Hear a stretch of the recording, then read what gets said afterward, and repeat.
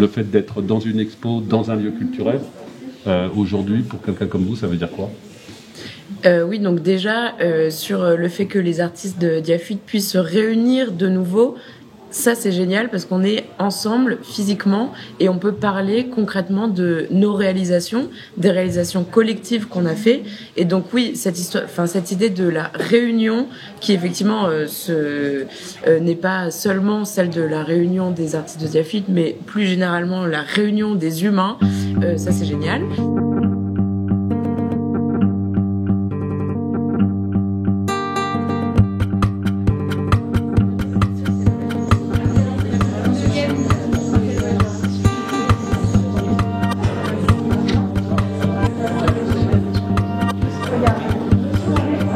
Est-ce que je mets le son ou pas?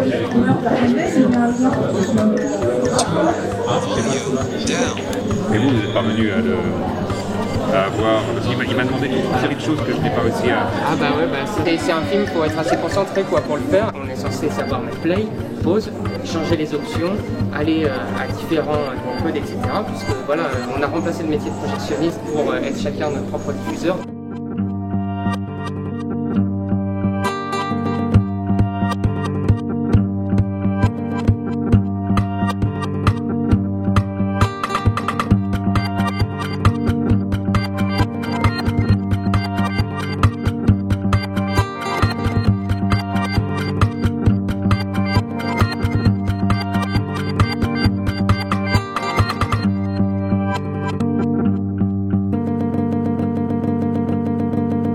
Alors, il y a une place ici, si tu veux, Benoît. Voilà. Maintenant que tout le monde est à peu près installé, que vous avez donc fait votre parcours dans les espaces du lavoir, découvert la diversité des contenus qui vous ont été proposés, j'imagine que vous avez déjà commencé à échanger entre vous, avec les intervenants invités aussi. Donc, je vous propose qu'on poursuive cette discussion. Je vais passer la parole à Alexandre Hérault qui va animer nos échanges donc autour du processus de création des œuvres audiovisuelles qui sont nées par le web et qui existent pour le web.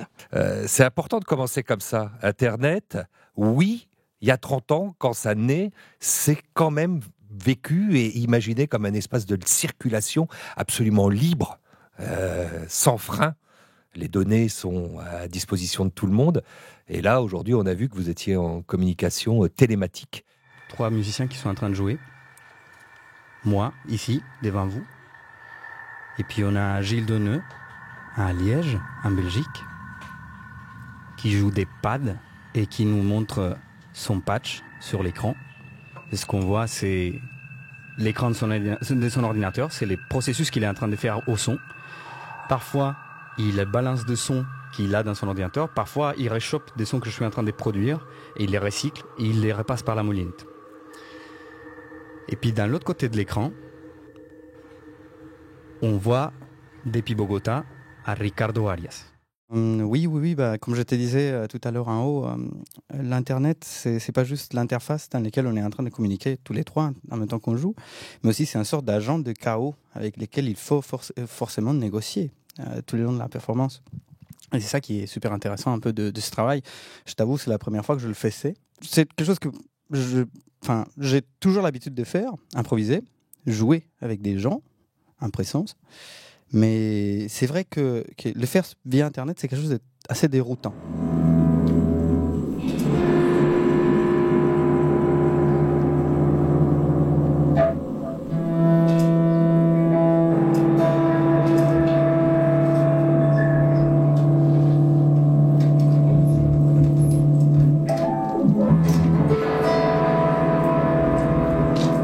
Puisque il y en a ces facteurs temps qu'on discutait, mais aussi c'est rendre compte que elle est aussi télématique et qui est sonore, justement.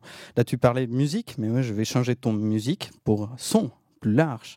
Parce que ce que vous avez expérimenté aujourd'hui, c'était plutôt, oui, du son organisé, on va dire, musical, mais c'était du son pur et dur. Quand vous voyez Ricardo qui jouait avec ses petits machins, avec ses petits objets, quand vous voyez Gilles qui joue avec son pad et qui trafiquent les sons qu'ils reçoivent via Internet. Là, on est vraiment dans les domaines du son, dans les sons purs et durs, quoi. Donc, on va dire, c'est musical, mais c'est un état des proto-musiques, on va dire. Et ce qui est étonnant de cette situation, c'est retrouver tous les drames qu'on retrouve dans l'improvisation en live avec des personnes, et toutes les négociations qu'il y a dans une performance improvisée, on les retrouve même sur Internet, à distance. Et du coup, c'est ça qui est super intéressant. Enfin, de mon côté, justement, on a répété cette semaine, et pour moi, ça faisait longtemps que je ne jouais pas avec des gens dans la même pièce, et là, en l'occurrence, c'était comme si eux étaient avec moi dans la même pièce.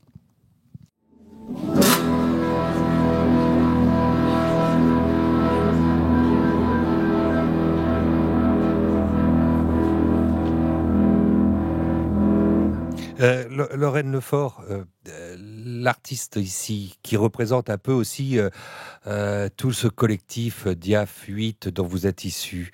D'ailleurs, libre à vous de nous en dire un tout petit peu plus sur ce joli collectif, puisque c'est cette première exposition ici, cette photographie, ces écrans partagés, elle est appelée ainsi, elle se tiendra jusqu'en octobre prochain.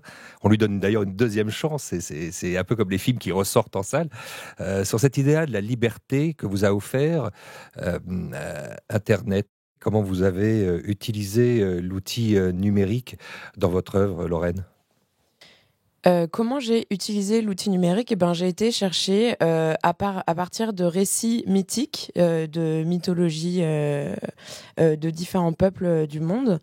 J'ai été chercher des images sur Internet qui n'ont rien à voir du coup avec ces mythologies, avec ces peuples, dans une idée de mélange du coup des cultures et de créer un fond commun peut-être que Internet pourrait symboliser aujourd'hui.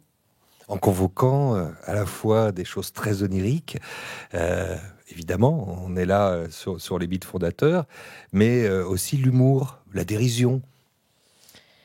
Oui, parce que c'est essentiel, je pense, aujourd'hui, d'avoir de l'humour et de la dérision face à un monde qui va dans tous les sens. Donc, à mon sens, c'est très important, et notamment dans le monde de l'art, de jamais trop se prendre au sérieux et d'infuser à droite à gauche du rire et des choses qui nous rappellent les choses absurdes de notre quotidien. Tenez, il y en a un qui se prend pas très au sérieux, même si il fait son métier très sérieusement. C'est celui qui est à côté de vous. Oui. L'humour, pour moi, dans le cadre de ma chaîne YouTube, c'est un moyen d'expliquer des choses. En fait, c'est un moyen qu'on utilise pour la vulgarisation.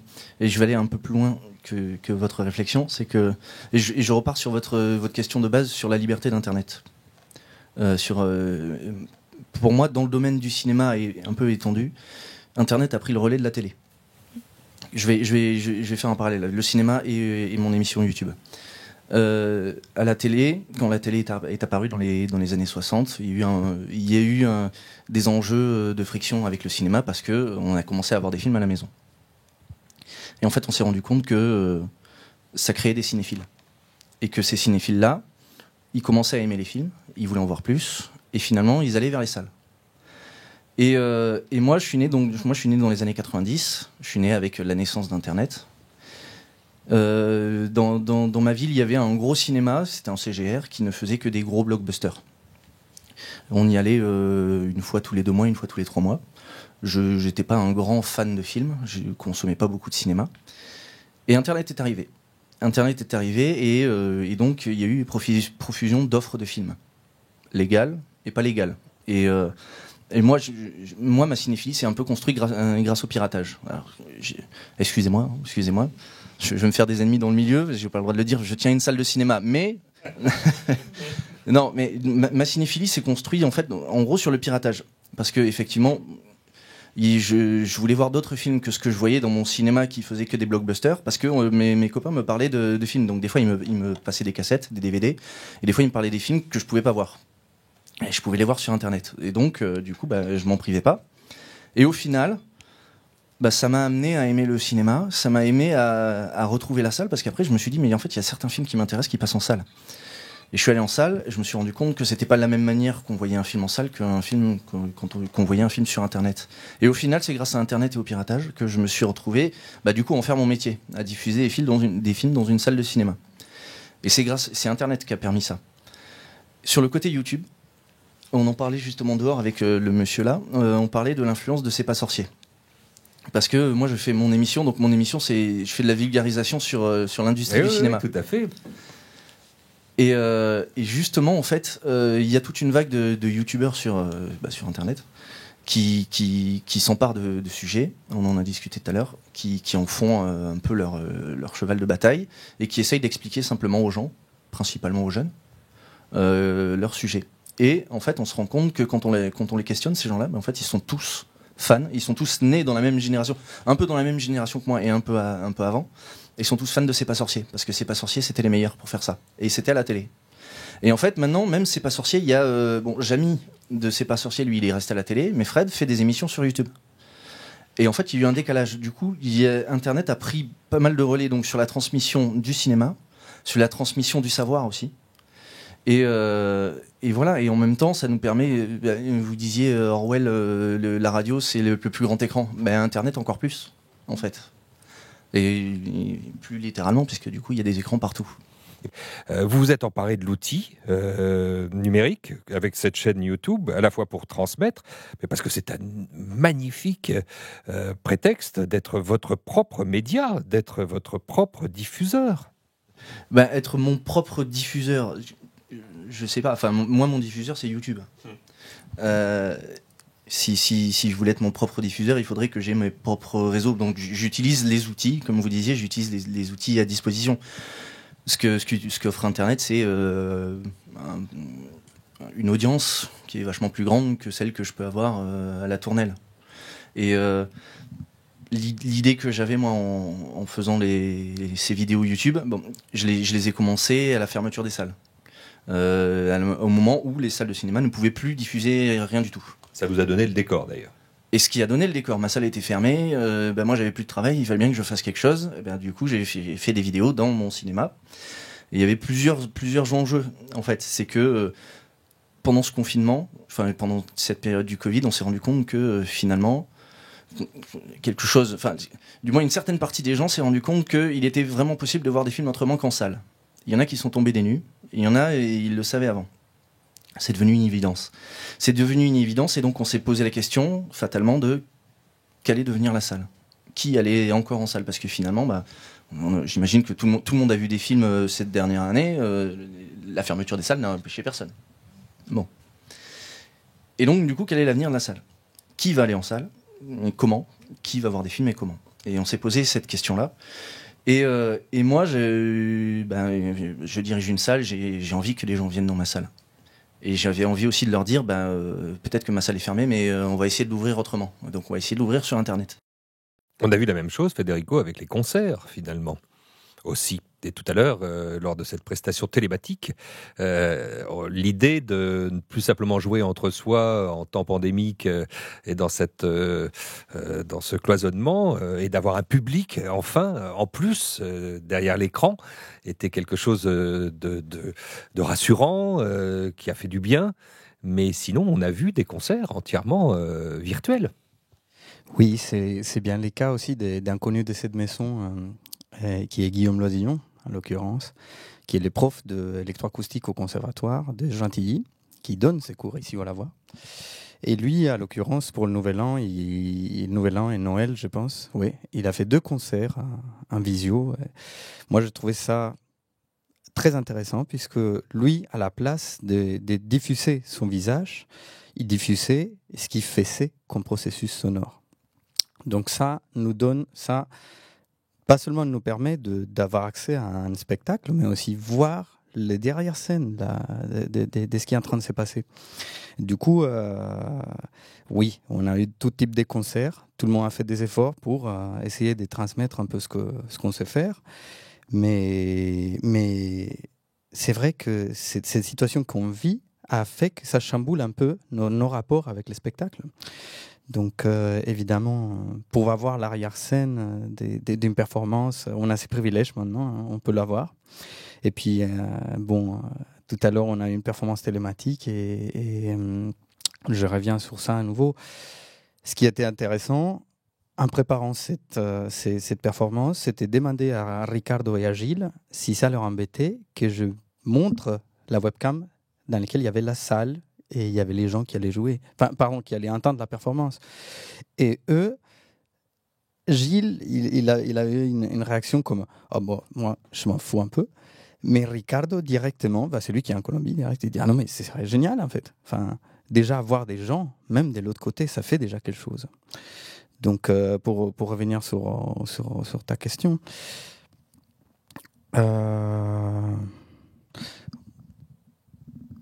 on fait des efforts, on s'adapte, comme je te disais en haut.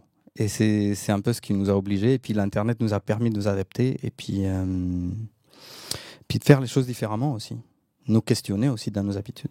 Mais revenons à l'essence plutôt de ces sens-là, c'est-à-dire quand vous avez découvert l'outil numérique, vous, musiciens, vous êtes rendu compte de la possibilité infinie que vous offrez justement le numérique, inventer tous les sons, il y a une autre façon de l'apprendre, la musique, quand on écoute le podcast qui a été consacré à ce qui se passe ici au Lavoir du Berric autour justement de la musique, et qu'on écoute ce partenaire qui est Robin Moreau, qui s'occupe ici du conservatoire de Gentilly. Il disait que c'était, ne serait-ce que ça, parce qu'on reste dans le geste de l'apprentissage, une fabuleuse opportunité, une aubaine, disait-il, pour tous les autodidactes. C'est-à-dire qu'Internet a quand même autorisé ça. Et Lorraine nous le rappelait, il fallait soi-même s'en emparer de l'outil, où il ne fallait pas compter sur des profs pour nous apprendre. C'est ça qui est plus étonnant un peu avec cette révolution du numérique. Et oui.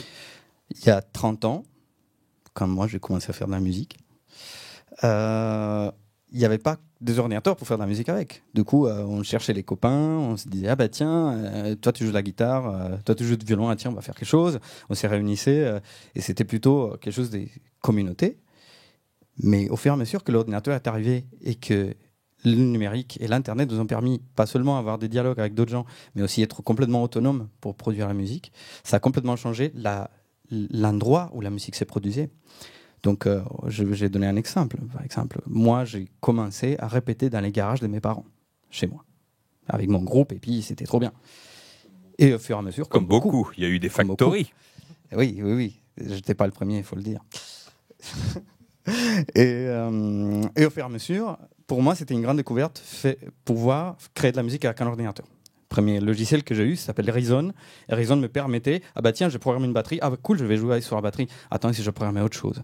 Et si je mettais un synthé, ah tiens, si je mettais une flûte ici, Et tout à coup, je me retrouvais avec une composition toute faite, sans besoin même d'appeler les musiciens. Moi, très ingénument, j'ai découvert quelque chose duquel avait déjà parlé, par exemple, Frank Zappa aux années 80. C'est un ordinateur. Quand Frank Zappa il reçoit un synclavier de la part, je ne sais pas si vous êtes familier avec qu'est-ce que c'est le synclavier. Les synclaviers, c'est le premier ordinateur attaché à un clavier. Donc, c'est la première fois où on s'est dit, ah tiens. Qui a vu un synclavier ici dans la salle ? Bah ouais, Laurent Melon, toujours lui, évidemment. Voilà. Et du coup, ce qui est intéressant de cette démarche, Frank Zappa va dire, cet outil-là permet au compositeur d'écouter la musique sans déjà les erreurs qui peuvent passer, mais aussi sans avoir besoin d'appeler les musiciens. C'est-à-dire, l'ordinateur joue de la musique et élimine ce qui est problématique dans la musique, qui est un peu le facteur humain. Les musiciens, ils n'arrivent pas, les musiciens, ils ne viennent pas. Comme dirait mon prof d'harmonie, quand je prenais des cours d'harmonie, disait, la musique, ce n'est pas l'art d'organiser les sons, c'est l'art d'organiser les musiciens. Ouais, c'est lequel les poètes il pose la question. ¿Quién es el poeta, Ricardo? Los tres. Son tres acá, sí. Todo es poesía. Du coup, oui, pour revenir à ça, avoir la possibilité d'avoir le numérique, ça nous a permis déjà de déplacer les lieux où on fait la musique. Maintenant, on ne les fait plus dans les garages des parents, maintenant on les fait dans la chambre ou dans un espace clos. Est-ce que c'est la même chose, Lorraine Lefort, pour finalement les arts plastiques? Est-ce qu'il y a ce sentiment-là de toute puissance où vous êtes à la fois graphiste, photographe, peintre, vous faites du collage, enfin il y a tout ça qui vous tripotez les archives. Alors moi, j'ai pas du tout le sentiment de toute puissance, pas du tout. En revanche, j'ai un sentiment de liberté. Parce que je suis chez moi et que je peux effectivement m'exprimer comme je veux avec les choses qui sont à ma disposition, c'est-à-dire une grande toile pleine d'histoires, pleine de poésie, pleine de voilà. Donc oui, en fait, c'est hyper intéressant de se dire que le matériel de création visuelle est vaste, mais j'ai l'impression que quand on a envie de créer, on crée en fait avec tout ce qui nous entoure. Donc voilà. Benoît. Si je peux rebondir, ce qui est intéressant, c'est que tu dis quand on a envie de créer, on crée.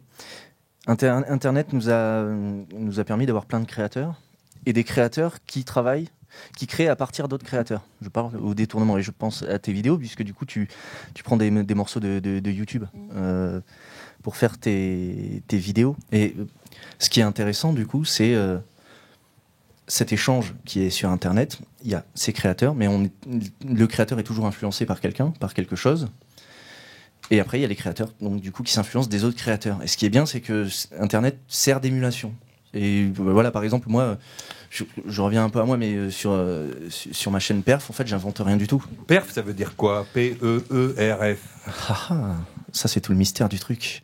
Et donc, du coup, pour en revenir à la création, mais c'est aussi pareil pour la musique.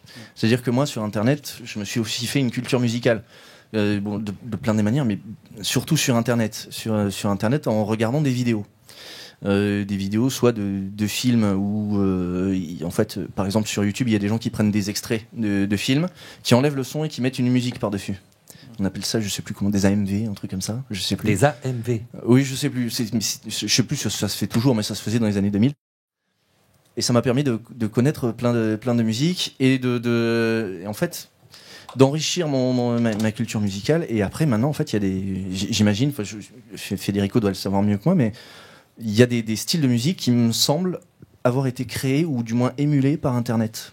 C'est-à-dire en prenant des sons qui soient dérivés de sons d'Internet, créés par Internet. Par exemple, je sais pas, le bruit de Facebook, le tung, je sais Netflix. Pas.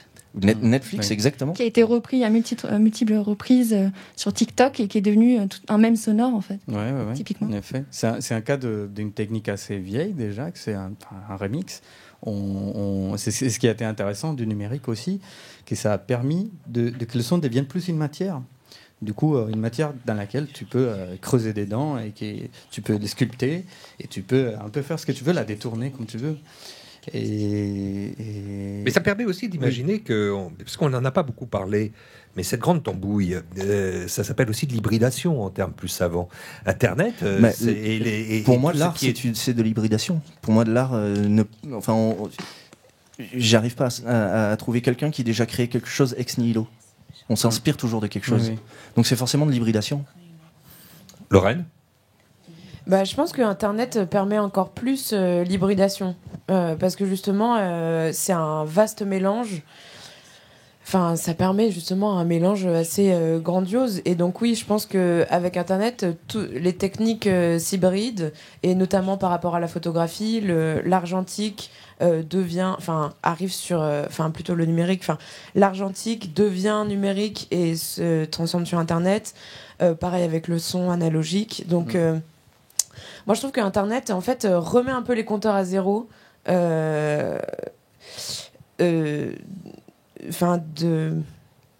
Notamment par rapport à la création, ouais. Il y en a une qui explique ça en permanence ici au Lavoir Numérique, c'est son rôle, c'est notre médiatrice. Et elle sait, Daniela, tout décrypter. Oui, je n'ai pas l'impression de tout décrypter. C'est pour ça que j'avais envie d'entendre parler Pablo Cordova, qui est à côté de moi.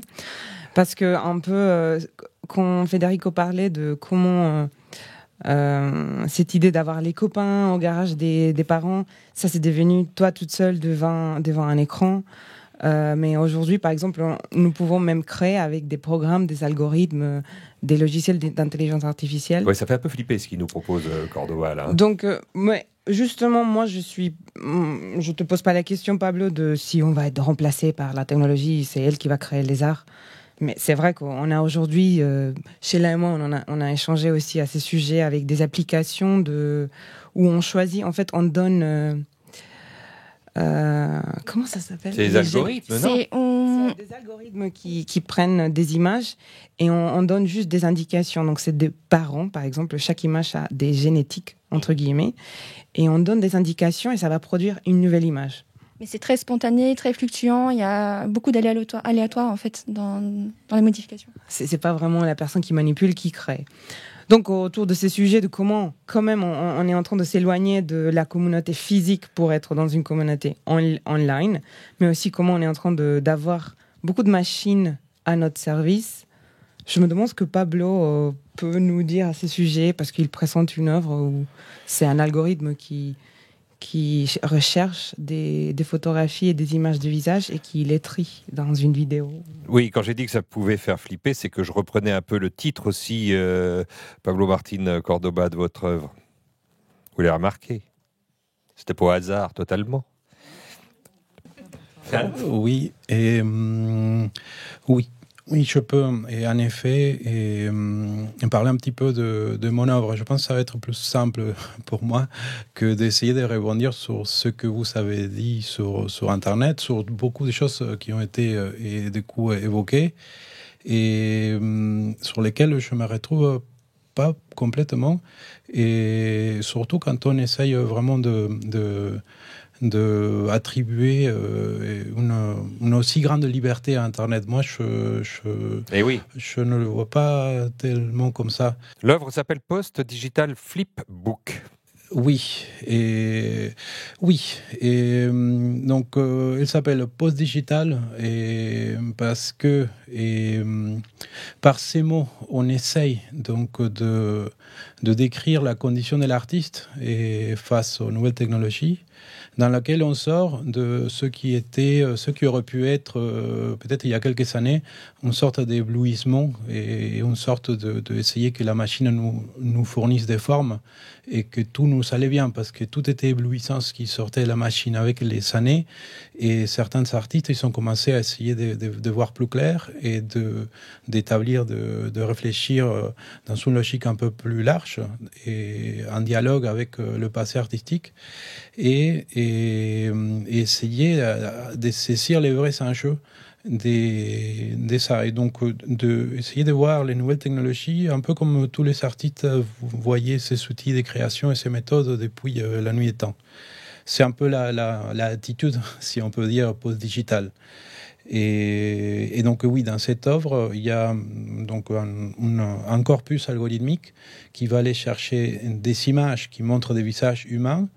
Il y en a des connus, d'autres pas connus. Margaret Thatcher côtoie votre voisine de palier. Exactement. Il y en a vraiment, l'algorithme ne faisait pas de différence. Il prenait tout tant que la photo, tant que l'image montrait un visage, il le prenait. Dans l'idée de se dire, il y a tellement d'images. Donc il y a tellement d'images sur Internet qu'on peut les rapprocher et penser à faire un film avec des images fixes. Tellement il y a des images. Mais c'est le principe de la reconnaissance faciale qui vous intéresse. Voilà, et ça m'intéresse pas en soi. Ce qui me fait un petit peu peur, c'est de savoir que toutes nos images qui sont sur Internet sont susceptibles d'être lues de cette façon que moi je le fais pour produire un film. Il faut savoir que les acteurs du web et n'importe quel acteur et n'importe quelle personne qui vient avec de l'argent est capable de lire nos données, lire nos images à travers les algorithmes. Et donc, mon œuvre aussi essaye de dénoncer en fait cet état des causes aujourd'hui. Oui, du coup, c'est vrai qu'on est totalement opposés dans la pensée, là, j'ai l'impression. Mais la liberté, disons, là, moi, je parlais de la liberté de création au sens où Internet propose un matériel infini. Mais après, effectivement, au niveau de la liberté de surveillance, disons que le contrôle qu'Internet pose sur nous, c'est un contrôle qui appartient au monde du numérique. Après, tout notre monde n'est plus uniquement numérique, n'est pas uniquement numérique, et en fait, cette liberté, elle peut se retrouver aussi dans la nature, par exemple. Ce que je veux dire, c'est que, en fait, tout notre monde n'existe pas non plus qu'avec Internet. C'est encore une histoire d'hybridation, et qu'il est possible, je pense, d'hybrider notre quotidien. Justement, si on veut un peu déjouer ces dangers du contrôle sur Internet, en fait, il faut qu'on essaye, je pense, d'avoir une intelligence collective où on va utiliser ce qu'Internet peut nous offrir tout en essayant de déjouer en fait ces dérives. Et je pense que c'est possible, notamment grâce à des canaux de communication qui sont un peu plus clandestins, etc. On a vu tout à l'heure projeté, c'était au premier étage, un film étonnant sur le principe du found footage.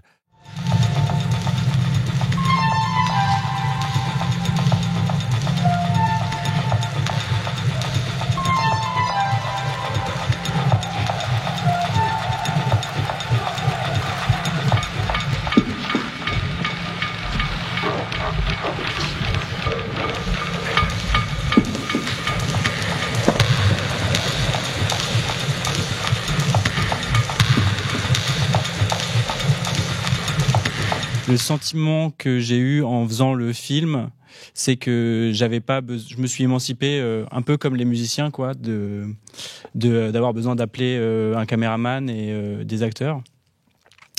Et c'est un certain plaisir quand même de justement pouvoir faire les choses, d'être le seul responsable de son film, quoi. On est sûr qu'il se fasse, quoi. Donc il y avait de ça. Après, personnellement, j'ai eu quand même besoin de refilmer mon écran, donc d'essayer d'être dans un degré, d'être dans un second, troisième degré, quoi, par rapport aux images, pour avoir le sentiment quand même que c'était moi qui enregistrais ce que je voyais, et que du coup, les images que je prenais faisaient partie d'un espèce de long flux, justement infini, et il fallait que je taille dedans, quoi. Je pouvais pas laisser justement ce sentiment de flux, quoi. Il fallait que justement que je l'interrompe. Mais du coup, je pense que au moment où je commence à faire le film, c'est un film qui vient d'une espèce de réaction presque physique à ce flux qui s'arrête pas. Des stories Instagram, ce genre de choses, quoi. Donc, au final, c'est quand même suscité par une forme. À la fois, il y a la liberté, mais en fait, je trouve que c'est une liberté qui peut être aussi un peu angoissante. Et c'est comme ça que j'y ai répondu, je pense. Ça part d'un désir assez simple d'expérimenter l'image arrêtée. Moi, j'aime bien appeler l'image interrompue, notamment parce que c'est des images YouTube, donc en fait, on passe quand même son temps à attendre que ça charge. Et moi, je trouvais que dans cette attente, il se passait quelque chose.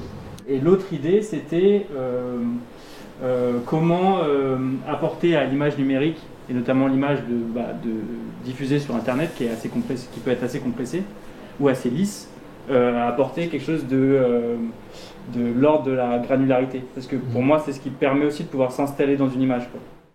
Est-ce qu'on a l'impression, et c'est une critique que faisaient les critiques souvent, un peu à l'âge du tout début des arts numériques, que l'artiste peut être effacé par la technique? On peut être joué de l'outil plutôt que jouer avec l'outil. Vous voyez ce que je veux dire, Lorraine Lefort? C'est souvent une critique pour dénigrer d'ailleurs ceux qui s'emparent des nouvelles technologies parmi les artistes. Si les artistes pouvaient perdre un peu de leur ego, ce serait pas mal. Donc, si Internet peut permettre ça, je pense qu'on va vers un monde meilleur. Oui, mais quand Internet permet à tout le monde de s'imaginer artiste. Ouais, c'est pas le contraire, parce qu'Internet n'exacerbe pas ça. Les égos, les selfies, etc. C'est plein de questions différentes, là. Oui, aussi. Ça favorise aussi les mythologies personnelles un peu et le fait de se prétendre comme.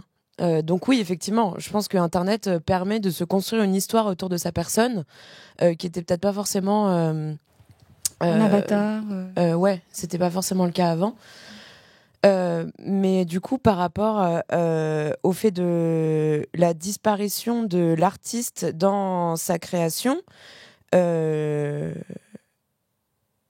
oui, je pense que Internet permet de, dans la réutilisation, par exemple, d'images qui sont pas les images des artistes ou de sons qui sont pas les sons produits par et dans une réorganisation des choses. En fait, là, oui, je pense que l'artiste disparaît. Oui. On l'a vu, il y a Federico. De compléter.